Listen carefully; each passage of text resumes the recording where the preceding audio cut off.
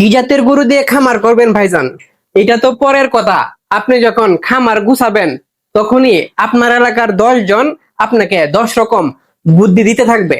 এই 10 রকম বুদ্ধির ঝামেলায় পইরা অনেক সময় ভুল সিদ্ধান্ত নেওয়ার সম্ভাবনা থাকে। এখন বলতে পারেন রনি ভাই, আপনিও তো 10 জনে একজন। না ভাইজান, অহংকার না, আমি 50 জনে একজন।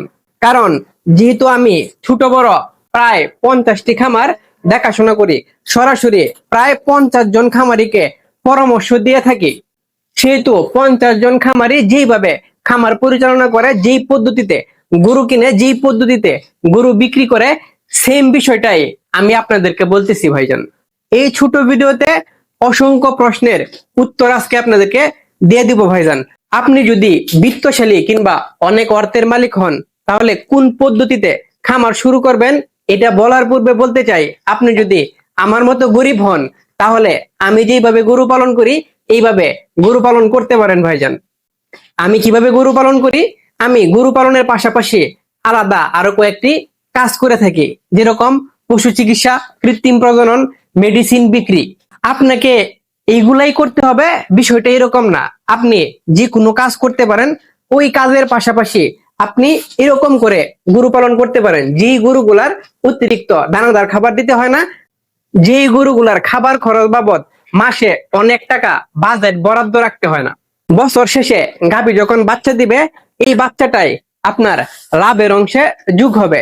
এই যে আমাদের দয়াকে দেখতে পাচ্ছেন, দয়ার মতো 2টি বাছুর আমি আমার বন্ধুকে কিনে দেওয়ার জন্য একটি খামারে ঢুকেছিলাম।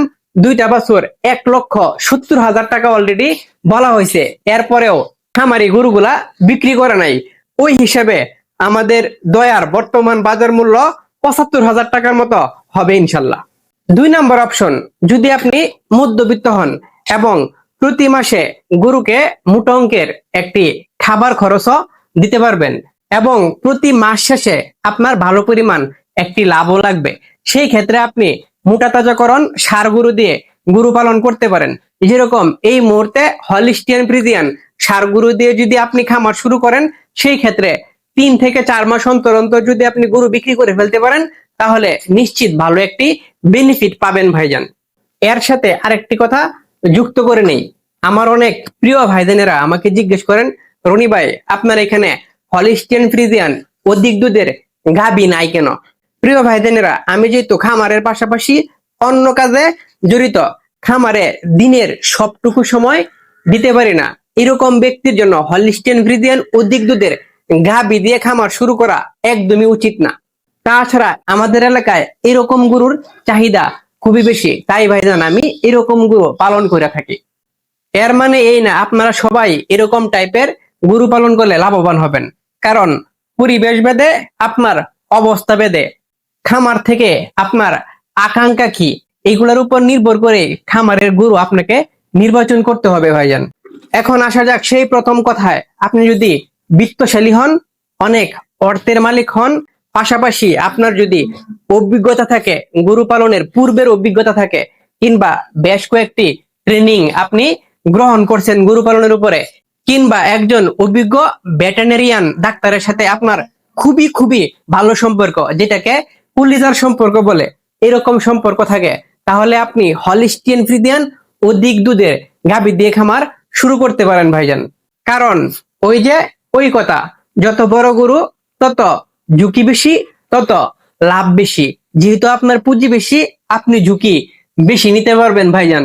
যদি ঝুঁকি বেশি নিতে না পারেন এবং আপনার অভিজ্ঞতা গরু পালন সম্পর্কে একদমই না থাকে, তাহলে আপনি ষাঁড় গরু দিয়ে আগে খামার শুরু করবেন। ষাঁড় গরু দিয়ে খামার শুরু করতে করতে গরুর অনেকগুলা বিষয় যখন আপনি বুঝে যাবেন, গরুর সাথে কথা বলতে পারাটা যখন আপনি বুঝে যাবেন, তখন ধাপে ধাপে আপনি গাভীর খামার করতে পারেন ভাইজান।